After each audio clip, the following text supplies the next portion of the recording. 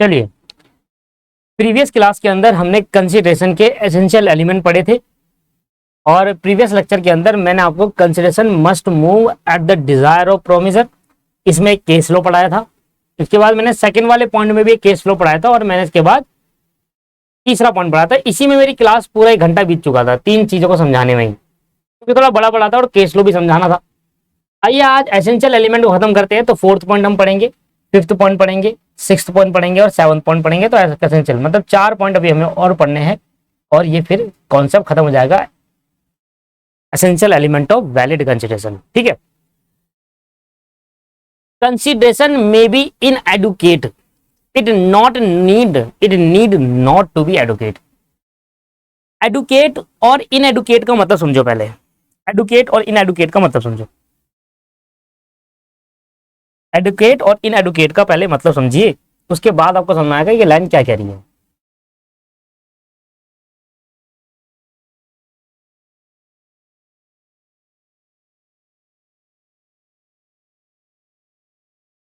देखिए,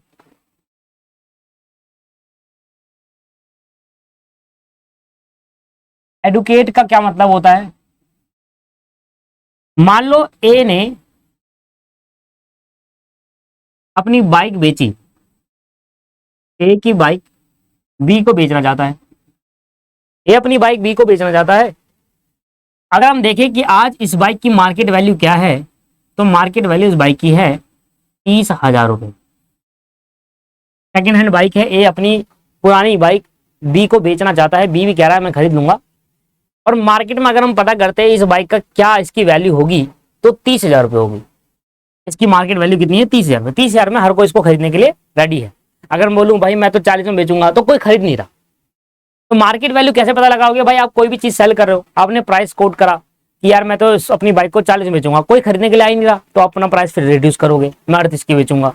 फिर कोई नहीं खरीदा, फिर कहोगे मैं 35 की बेचने को रेडी हूँ, फिर जब भी कोई खरीदने को रेडी नहीं है, फिर आप कह रहे हो मैं 30 की बेचने को खरीद रहा हूँ, तो फिर आप कह रहे हैं कि हाँ हम 2-3 ऑफर आए कि हाँ हम खरीद लेंगे, हम खरीद लेंगे। तो ऐसे करके मार्केट वैल्यू पता चलेगी आपको। तो ए अपनी बाइक जो बेचना चाहते हैं बी को, बी कह रहा है कि मैं इस बाइक को खरीद लूंगा, तो अगर बी इसको इस बाइक के बदले में 30,000 रुपए दे रहे हैं, तो ये एक वर्थ अमाउंट है इस बाइक के लिए। इसको कहते हैं एडुकेट वैल्यू। एडुकेट है, एडुकेट मतलब इस बाइक के लिए 30,000 रुपए सफिशियंट है, इस बाइक के बदले में 30,000 मिलना बहुत सही है, मतलब कोई खराब नहीं है। पर अगर बी कह रहा है कि नहीं मैं 30,000 नहीं, मैं तो भाई इस बाइक के 10,000 ही दूंगा, उस बाइक की वैल्यू 30,000 है, 30,000 में खरीदने को हर कोई रेडी है, पर बी कह रहा है मैं तो 10,000 दूंगा, तो दैट इज कॉल्ड इनएडुकेट। क्या बोलते हैं इसको? इनएडुकेट। मतलब उसकी बाइक के बदले में जितना पैसा मिलना चाहिए उतना नहीं मिल रहा, उतना वो दे नहीं रहा, 10,000 दे रहा है, तो मतलब ये इनएडुकेट वैल्यू है। बाइक तो 30,000 की बिक सकती है, पर आप 10,000 दे रहे हो, बहुत वैल्यू कम कर दिया आपने, दैट इज कॉल्ड इनएडुकेट। समझ में आया वाली बात? एडुकेट का मतलब है जो चीज आप दे रहे हो उसके बदले में उतनी ही चीज का वर्थ आपको मिल रहा है, उसको कहते हैं एडुकेट वैल्यू। और जो चीज आप दे रहे हो उसके बदले का जितने वैल्यू के बराबर वो है उतना आपको मिल नहीं रहा। 30,000 की बाइक आप दे रहे हो तो 30,000 नहीं, आपको 10 ही मिल रहा है, 20,000 कम मिल रहा है, तो ये इनएडुकेट वैल्यू है। अब क्वेश्चन आपसे कहता है कि कंसीडरेशन एडुकेट नहीं, कंसीडरेशन इनएडुकेट होना चाहिए, इनएडुकेट भी हो सकता है। अगर मैं अपनी बाइक किसी को बेच रहा हूँ, अगर मेरे पे एक पर्सन आता है कहता है सर अपनी बाइक दे दो मुझे, मैंने कहा भाई मेरी बाइक तो 30,000 रुपए की बेचूंगा मैं अपनी, वो कह रहा है सर इतने पैसे हैं नहीं, बहुत फाइनेंशियल कंडीशन ठीक नहीं है और बाइक की बहुत नीड है, क्योंकि बाइक जरूरी चाहिए, क्योंकि मुझे क्लासेस लेने इधर से जाना पड़ता है और किराया बहुत खर्च हो जाता है। मैंने कहा चल कोई बात नहीं, तू 10,000 रुपये में ले जा, मेरी मर्जी, मेरी बाइक मैं कितने का बेचूं, कौन क्यों मना कर देगा? भाई मेरी कंसर्ट है, मुझे दबाव देकर हो ना बोला गया है, मेरी बाइक है, मैं उसको 30,000 की बेचूं या 5,000 की बेचूं, मेरी मर्जी। कोई मना कर सकता है कि अच्छा 30,000 की बाइक तो 10,000 में कैसे बेच दी? ये तो गलत है, ये तो गलत है, केस होगा तेरे पे। भाई मेरी बाइक, मुझे कोई फोर्स नहीं कर रहा, मैं अपनी इच्छा से अपनी 30,000 की बाइक 10,000 में बेच रहा हूं, तो कोई मुझे रोक सकता है? क्या मैंने गलत काम कर दिया? नहीं। तो कहा गया कि कंसीडरेशन जरूरी नहीं है कि एडुकेट हो, कंसीडरेशन इनएडुकेट भी हो सकता है। आया समझ में? कंसीडरेशन जरूरी नहीं है कि इनएडुकेट हो, एडुकेट ही हो। 30,000 की बाइक में आपको 30,000 ही मिलना चाहिए, जरूरी नहीं है, जबकि कंसीडरेशन इनएडुकेट भी हो सकता है। ये तो एक ऑनर की मत दी है ना, उसकी कंसेंट। अब ऑनर कह रहा है मैं अपना घर बेचना चाहता हूँ, ऑनर की घर की वैल्यू है मान लो 20 लाख रुपए, वो अपने रिश्तेदार को दे रहा है, और अगर रिश्तेदार तुम ले जाओ, चलो आधे रेट पे ले जाओ 10 लाख रुपए, अब कोई 20 लाख की वैल्यू के 10 लाख दे रहा है, मतलब 10 लाख सीधा कम, तो ये क्या इनएडुकेट हो गया? हाँ, ये इनएडुकेट हो गया। क्या ये गलत हो गया? क्या ऐसा कंसिडरेशन माना नहीं जाएगा? माना जाएगा। भाई जो ऑनर है वो तो अपनी मर्जी से बेच रहा है ना, वो अपनी मर्जी से बेच रहा है, उसकी कंसेंट है, वो कोई भी वैल्यू में बेच सकता है। वो 1 लाख की चीज 10,000 रुपए में बेच सकता है, वो उसकी मर्जी है ना, तो हम उसको रोक नहीं सकते। हाँ, अगर कंसेंट नहीं होता, दबाव में आकर बेचता, तो फिर वो वैलिड नहीं होता। बट अगर कोई पर्सन 10,000 रुपए की चीज को 2,000 रुपए में बेच रहा है, 2,000 रुपए में देने को रेडी है, तो अपनी कंसेंट से देने को रेडी है, तो फिर वो कंसिडरेशन वैलिड माना जाएगा। तो इसलिए कहा पहला चौथे पॉइंट में कि कंसिडरेशन का एडुकेट होना जरूरी नहीं है। 10,000 का सामान देने के बदले 10,000 मिलना जरूरी नहीं है। ऑनर की मर्जी, जो वो दे रहा है 10,000 रुपए का सामान, उसके बदले में वो कितना लेना चाहता है, वो उसकी मर्जी। इनएडुकेट भी हो सकता है कंसिडरेशन। तो ये वाला पॉइंट कहता है कि consideration may be inadequate, it need not to be adequate. Need मतलब जरूरी नहीं है कि कंसिडरेशन एडुकेट ही हो, इनएडुकेट भी हो सकता है। मैंने एक जींस खरीद के लाया, मान लो 3,000 रुपए की ब्रांडेड जींस है। मेरा दोस्त मेरे पास आया, कह रहा भाई ये जींस मुझे बहुत पसंद आई, मुझे दे दे यार। मैंने कहा भाई 3,000 रुपए की है। कह रहा मेरे पे तो पैसे है नहीं यार, तुझे पता ही है, ऐसे मेरा दिक्कत है थोड़ा। तो मैंने कहा चल कोई बात नहीं, तू 500 रुपए दे दे और ले जा। मैंने दे दिया, मेरी मर्जी।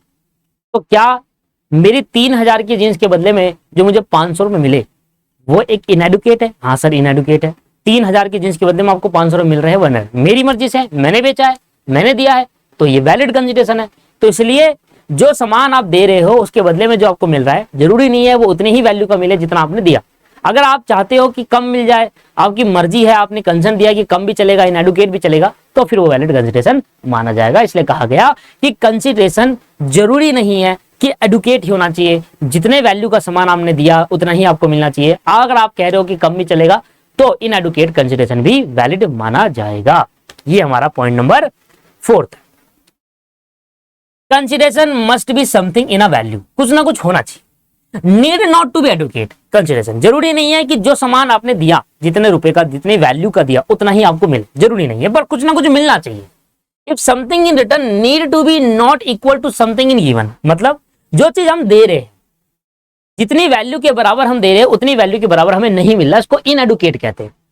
10,000 का सामान दिया, बदले में 10,000 नहीं मिले, इनएडुकेट। ठीक है, ये वाली लाइन में लिखा है it can be consideration as a bargaining of a party but consent of the promisor is free. देखो यहाँ लिखा है, जो बंदा दे रहा है, जो कह रहा है, एग्री है कि हाँ 10,000 की चीज तुम इसको 2,000 रुपए में ले जा, तो कंसेंट जो होना चाहिए उस प्रोमिसर का, वो फ्री होना चाहिए, दबाव में आकर ना करे, अपनी इच्छा से दे रहा है, कोई दिक्कत नहीं है, दे दे, तेरी मर्जी, तेरा सामान है, तू जिसको मर्जी बेच, तू 1 लाख की चीज 1 करोड़ बेच, तेरी मर्जी, तेरा सामान है, तेरा फ्री कंसेंट है, कोई देखो दबाव नहीं जा रहा, तो वो 1 लाख रुपए की चीज 1 रुपए में बेच सकता है। बस कंसिडरेशन होना जरूरी है, और उसमें क्या कह सकते हैं हम, वो एक वैलिड कंसिडरेशन माना जाएगा। ठीक है सर, 5वां पॉइंट आ जाइए। कंसिडरेशन मस्ट बी रियल और not illusionary. Consideration must be real और नॉट इल्यूजनरी। इसमें 4 टाइप के चीजें आती है, रियल और नॉट इल्यूजनरी का। कंसिडरेशन क्या कर रहा है, रियल होना चाहिए और इल्यूजनरी नहीं होना चाहिए, इल्यूजनरी नहीं होना चाहिए, रियल होना चाहिए, है ना।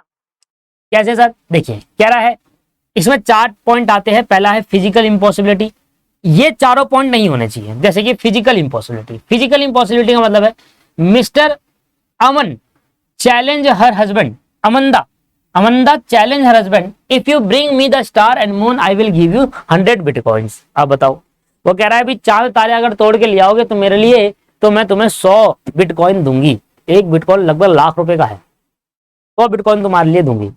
ये क्या फिजिकली पॉसिबल है? फिजिकली इम्पॉसिबल है सर, ऐसा हो ही नहीं सकता। कोई पर्सन चांद तारे थोड़ा तोड़ के लिए आएगा, तारा थोड़ा तोड़ के लिए आएगा, तारा इतना सा थोड़ा है, वो इतना दिख रहा है, वो इतना थोड़ी ना है, पूरे अर्थ के बराबर है वो तारा। सनी तो बोलते हैं तारे को भी, जो बहुत छोटा दिखता है। तो अमंदा कह रही है कि अपने हस्बैंड से, जाओ बाबू लेकर आओ, चांद तारे तोड़ के लाओ, अगर तुम तोड़ के ले आओ तो बदले में तुम्हें कुछ ना कुछ मिलेगा। अब बाबू कहां जाएगा? बाबू तो कहीं नहीं जा सकता, बाबू तो चांद तारे तोड़ के ले आएगा। That is called physical impossibility. तो कंसिडरेशन में क्या कह रही है वो, मैं तुम्हें 100 बिटकॉइन दूंगी बेबी, तुम ऐसा करो चांद तारे तोड़ के ले आओ।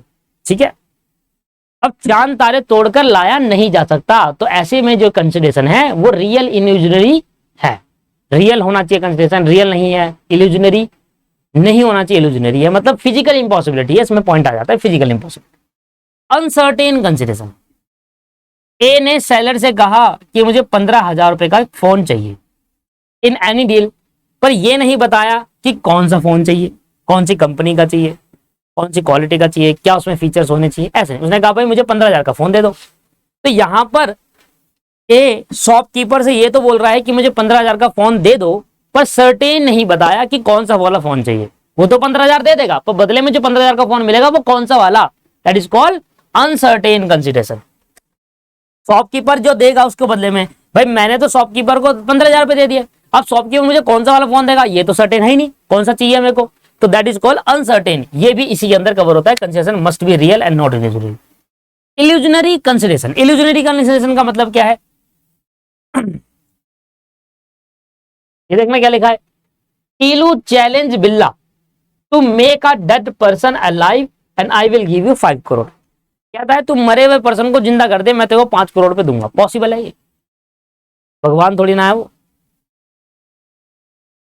भगवान थोड़ी है सर, दैट पर्सन को कैसे जिंदा कर देगा वो। तो इल्यूजनरी कंसिडरेशन कहते हैं कि अगर कोई पर्सन, इसका एग्जांपल क्या लिखा है, इसका एग्जांपल लिखा कि अगर कोई पर्सन एक एग्रीमेंट बना रहा है कि अगर तू 10 पर्सन को जिंदा कर देगा तो मैं तुझे 5 करोड़ रुपए दूंगा। 5 करोड़ तो दे देगा पर 10 पर्सन को जिंदा थोड़ा कर सकते हैं, इसको कहते हैं इल्यूजनरी।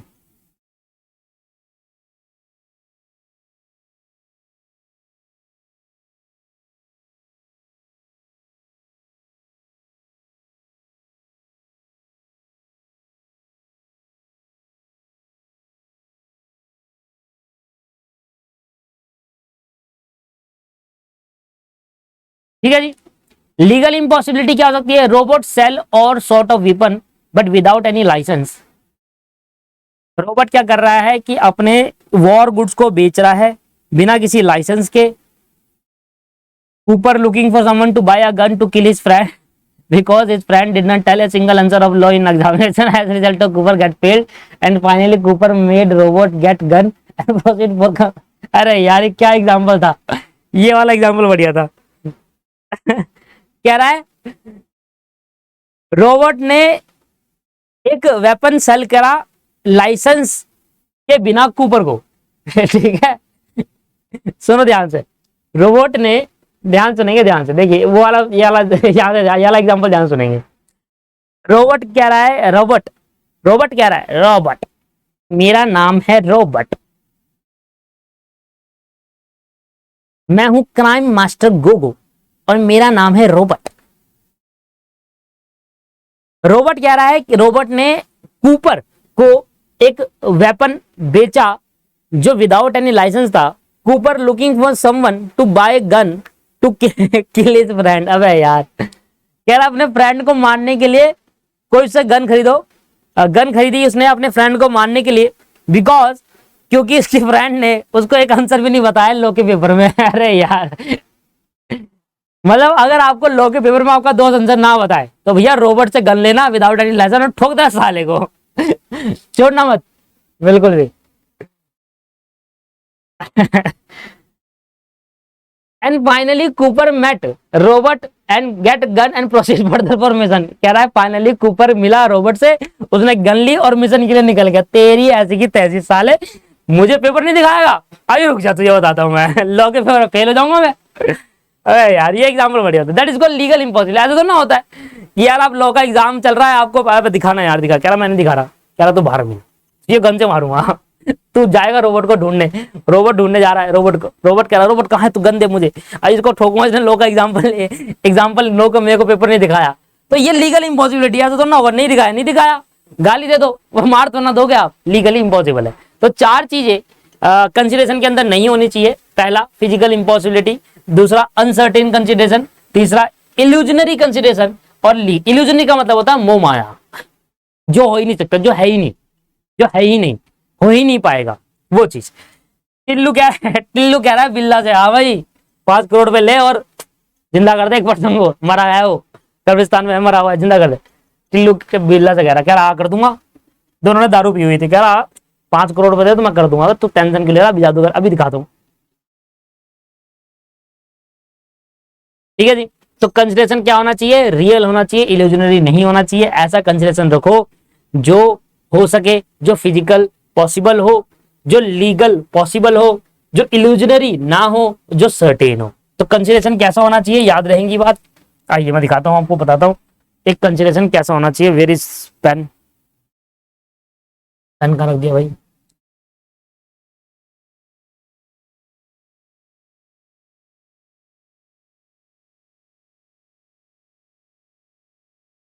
नहीं मिल रहा,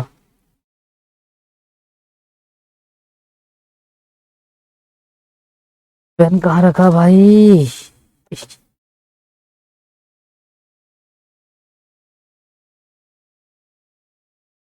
ये लो, मिल गया, विशाल की जेब में से निकाला है। चलो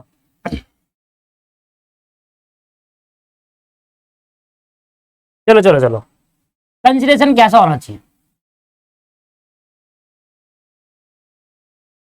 कंसिडरेशन कैसा होना चाहिए, फिजिकल पॉसिबल होना चाहिए,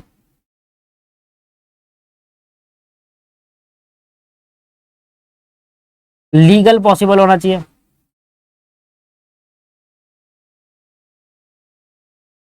नॉट इल्यूजनरी,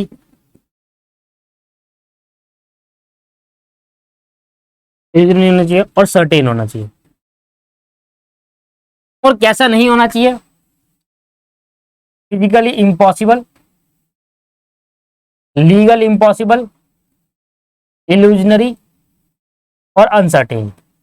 तो कंसिडरेशन कैसा होना चाहिए, कंसिडरेशन अगर दो पार्टी आपस में कॉन्ट्रैक्ट कर रही है तो उनके बीच में कंसिडरेशन कैसा होना चाहिए, फिजिकली पॉसिबल हो कंसिडरेशन, लीगल पॉसिबल हो, इल्यूजनरी ना हो और सर्टेन हो। हर एक बात सर्टेन करी गई हो कंसिडरेशन के अंदर।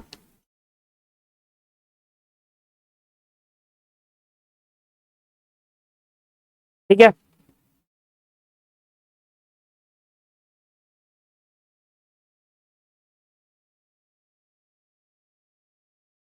अगला there are not valid consideration, these are not valid consideration, consideration must be real and must not be illusory, it must be something in a law attach some value, if it is illegal and physically impossible illusory uncertain consideration is not।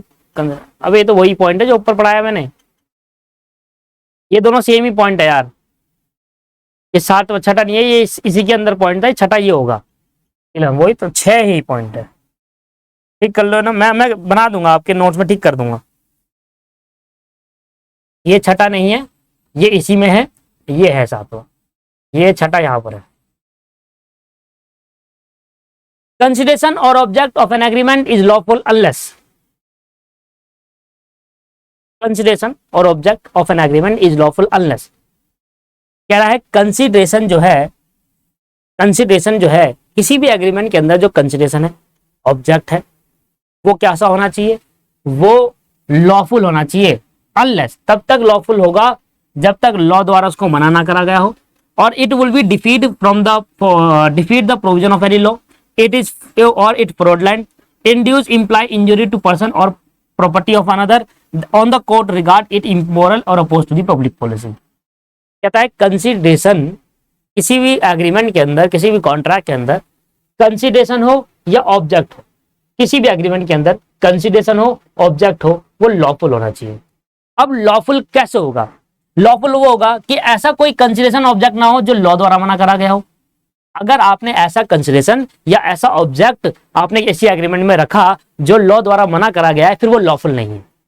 कह रहा है ये अगर point हुए ना 5 point, तो वो consideration lawful नहीं होगा। कौन से 5 पॉइंट नहीं होने चाहिए, ये 5 पॉइंट नहीं होने चाहिए। किसी भी एग्रीमेंट के अंदर कोई कंसिडरेशन हो या ऑब्जेक्ट हो तो ये 5 पॉइंट नहीं होने चाहिए। पहला, कि ऐसा कोई कंसिडरेशन ऑब्जेक्ट जो लॉ द्वारा मना कर रखा हो। दूसरा, it would be defeat the provision of law, ऐसा कोई कंसिडरेशन या ऑब्जेक्ट जो लॉ के किसी प्रोविजन, किसी सेक्शन को डिफीट कर रहे हैं, तोड़ रहे हैं। ठीक है। तीसरा, ऐसा कोई कंसिडरेशन ऑब्जेक्ट जिसका पर्पस फ्रॉड करना है। चौथा, ऐसा कोई कंसिडरेशन या ऑब्जेक्ट जिसका पर्पस किसी पर्सन या किसी पर्सन की प्रॉपर्टी को इंजुरी पहुंचाना है। और पांचवा, ऐसा कोई कंसिडरेशन या ऑब्जेक्ट जिससे पब्लिक पॉलिसी में, पब्लिक में जो सोशल पब्लिक्स होती है, जैसे आप लोग, हम लोग, इसमें कहीं ना कहीं ठेस पहुंच रही हो, इमोरल इमोरल हो, मोरल ना हो, ठेस पहुंच रही हो, अपोज टू पब्लिक पॉलिसी के अगेंस्ट हो, है ना। तो ये वाले पॉइंट नहीं होने चाहिए किसी भी कंसिडरेशन ऑब्जेक्ट के अंदर। एक कंसिडरेशन, एक ऑब्जेक्ट तभी लॉफुल है जब ये 5 नहीं है। कौन से नहीं है? ऐसा कोई भी कंसिडरेशन या ऑब्जेक्ट, ऐसा कोई भी कंसिडरेशन या ऑब्जेक्ट नहीं होना चाहिए जो लॉ द्वारा मना करा गया हो, लॉ के किसी प्रोविजन को तोड़ा गया हो, जहां पर फ्रॉड किया गया हो, ठीक है ना, लॉ द्वारा फॉरबिड करा गया हो, लॉ के प्रोविजन को तोड़ा गया हो, फ्रॉड करा गया हो, और पर्सन को इंजुरी या पर्सन की प्रॉपर्टी को इंजुरी पहुंचाई गई होगी, और इमोरल हो। अगर कोई कंसिडरेशन या ऑब्जेक्ट इमोरल है या फिर अपोज टू पब्लिक पॉलिसी है। अपोज टू पब्लिक पॉलिसी का मतलब है कि पब्लिक के अगेंस्ट है, हित में नहीं है, पब्लिक के अगेंस्ट है।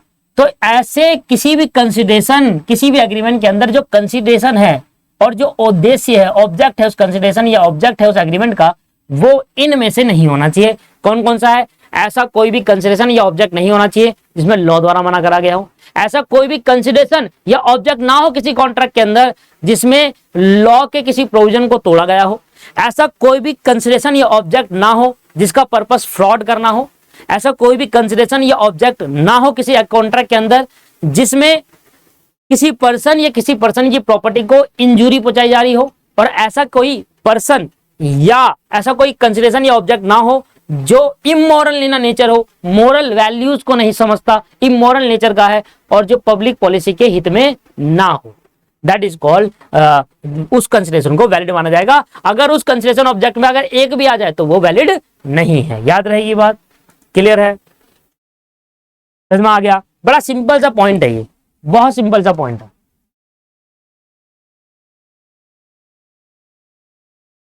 कंसिडरेशन और ऑब्जेक्ट, किसी एग्रीमेंट के अंदर जो कंसिडरेशन होता है ना, किसी भी एग्रीमेंट या कॉन्ट्रैक्ट के अंदर जो कंसिडरेशन होता है और जो ऑब्जेक्ट होता है वो लॉफुल तभी होगा जब ये 5 में से एक भी ना हो। 5 में से एक भी ना हो मतलब कोई भी ऐसा कोई भी कंसिडरेशन ऑब्जेक्ट जो लॉ द्वारा मना ना करा गया हो, लॉ द्वारा मना करा हो वो मत करो। लॉ के किसी प्रोविजन को तोड़ रहा है तो वो मत करो। पर्पस फ्रॉड करना है तो मत करो। किसी पर्सन या पर्सन की प्रॉपर्टी को इंजुरी करना है मत करो।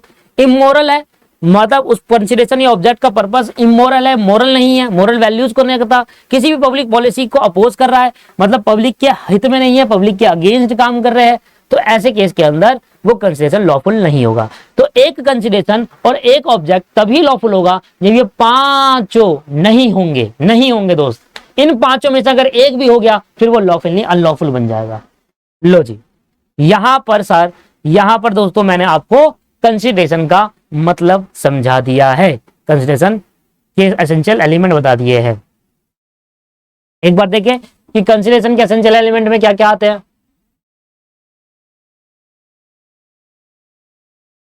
Consideration must move at the desire of promisor. Consideration जो होता है वो प्रोमिजर की डिजायर पर होना चाहिए, है ना। कंसिडरेशन कोई और नहीं दे सकता, सिर्फ प्रोमिजर से निकलना चाहिए। जबकि अगर प्रोमिजी के हित में कंसिडरेशन देखा जाए तो वो कंसिडरेशन प्रोमिजी भी दे सकता है और अदर पर्सन भी दे सकता है। प्रोमिजर सिर्फ कंसिडरेशन देगा, याद रहेगी, याद करो, आप दिमाग में बैठाओ, इन चीजों को याद करते जाओ। कंसिडरेशन जो होगा प्रोमिजर के पॉइंट ऑफ व्यू से सिर्फ प्रोमिजर ही देगा, जबकि प्रोमिजी के पॉइंट ऑफ व्यू से प्रोमिजी भी दे सकता है और एनी अदर पर्सन भी दे सकता है। नीचे वाले में भी केस लॉ पढ़ाया था, ऊपर वाले में भी केस लॉ पढ़ाया था। स्ट्रेंजर टू जो कॉन्ट्रैक्ट है मतलब कॉन्ट्रैक्ट की पार्टी को छोड़कर बाकी सभी पर्सन स्ट्रेंजर होते हैं। स्ट्रेंजर जो भी है कॉन्ट्रैक्ट का, किसी कॉन्ट्रैक्ट का जो स्ट्रेंजर है वो उस कॉन्ट्रैक्ट पार्टी पे केस नहीं कर सकता, बस एक ही केस में, एक ही सिचुएशन में केस कर सकता है अगर जो दो कॉन्ट्रैक्ट पार्टी है, जो कॉन्ट्रैक्ट बनाया जा रहा है वो किसी स्ट्रेंजर को बेनिफिशियरी दे रहा है। जैसे प्रीवियस लेक्चर के अंदर में चिन्नैया रमैया वाला केस के अंदर चिन्नैया की सिस्टर को कहीं ना कहीं क्या मिल रहा था, उस कॉन्ट्रैक्ट से बेनिफिशियर होता, तो वो उस पे केस कर सकती है। तो स्ट्रेंजर टू कॉन्ट्रैक्ट केस नहीं कर सकता, बट एक ही केस में केस कर सकता है अगर वो कॉन्ट्रैक्ट का बेनिफिशियरी हो तो। कंसिडरेशन में भी past, present and future. Consideration past में, प्रेजेंट में, फ्यूचर तीनों में हो सकता है ना। तो पास्ट कंसिडरेशन, प्रेजेंट और फ्यूचर तीनों में नहीं लिखा, बट एक बात का ध्यान रखना, इंग्लिश लॉ के अंदर कंसिडरेशन पास्ट वैलिड नहीं है। कंसिडरेशन जरूरी नहीं है कि एडुकेट ही हो, जितने का सामान दे रहा हूं बदले में उतनी ही वैल्यू का सामान मिले, ऐसा जरूरी नहीं है। अगर जो पर्सन सामान दे रहा है वो चाहे तो इन एडुकेट वैल्यू में भी कंसिडरेशन ले सकता है। 10,000 की चीज के बदले में 2,000 ले सकता है, बस कंसेंट फ्री होना चाहिए। कंसिडरेशन कैसा होना चाहिए? रियल होना चाहिए, इल्यूजनरी नहीं होना चाहिए। इसका मतलब कंसिडरेशन के अंदर क्या क्या नहीं होना चाहिए? एक तो फिजिकल इंपॉसिबिलिटी ना हो, मतलब कंसिडरेशन में फिजिकल इंपॉसिबिलिटी होगा तो फिर वो इल्यूजनरी है, मतलब वो कंसिडरेशन ठीक नहीं है। तो अगर कोई कंसिडरेशन एक वैलिड कंसिडरेशन होगा कब होगा? जब उसमें फिजिकल पॉसिबल हो, सर्टेन कंसिडरेशन हो, इल्यूजनरी कंसिडरेशन ना हो और लीगल पॉसिबिलिटी हो। लीगली भी पॉसिबल हो, फिजिकल करना भी उसको पॉसिबल है, सर्टेन भी हो और इल्यूजनरी ना हो, मोह माया ना हो उस चीज में, तो ऐसे केस के अंदर कंसिडरेशन रियल माना जाएगा, इल्यूजनरी नहीं माना जाएगा। लास्ट में हमने कहा ये छठा पॉइंट नीचे नहीं, छठा नीचे है, कंसीडरेशन और ऑब्जेक्ट, किसी एग्रीमेंट का कंसीडरेशन और ऑब्जेक्ट तभी वैलिड माने जाएंगे, तभी लॉफुल माने जाएंगे जब नीचे की 5 बातें सेटिस्फाई, ये 5 में से एक भी उसके अंदर सेटिस्फाई ना हो रहा, मतलब पांचों नहीं है किसी कॉन्ट्रैक्ट के अंदर, नीचे में पांचों में से कोई भी नहीं, कोई भी सेटिस्फाई, इन पांचों में से कोई भी नहीं है किसी कॉन्ट्रैक्ट के अंदर, तो फिर वो कंसीडरेशन वैलिड है। कौन कौन से? ऐसा कोई भी कंसीडरेशन या ऑब्जेक्ट जो लॉ द्वारा मना करा गया हो, लॉ द्वारा मना करा गया हो वो मत करो। दूसरा, किसी प्रोविजन को तोड़ रहा हो मत करो, फ्रॉड करना पर्पस है मत करो, किसी पर्सन या पर्सन की प्रॉपर्टी को इंजुरी करना है मत करो। ऐसा कोई कॉन्ट्रैक्ट कर रहे हो, कंसीडरेशन या ऑब्जेक्ट है बीच में जिसमें किसी इमोरल या नेचर है, मोरल वैल्यू को सपोर्ट नहीं करता, इमोरल है, पब्लिक पॉलिसी को अपोज कर रहा है, पब्लिक के हित में नहीं है, ऐसा कोई भी कंसीडरेशन ये लॉफुल ऑब्जेक्ट किसी एग्रीमेंट का लॉफुल नहीं माना जाएगा अगर ये 5 बातें यहां पर होगी। मुझे बताओ सर, क्या आपको समझ में आ गया या नहीं आया?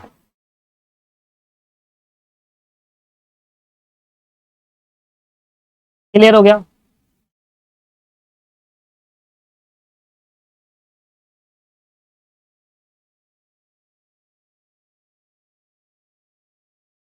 ठीक है, तो क्लियर हो गया आप सभी को ये चीज।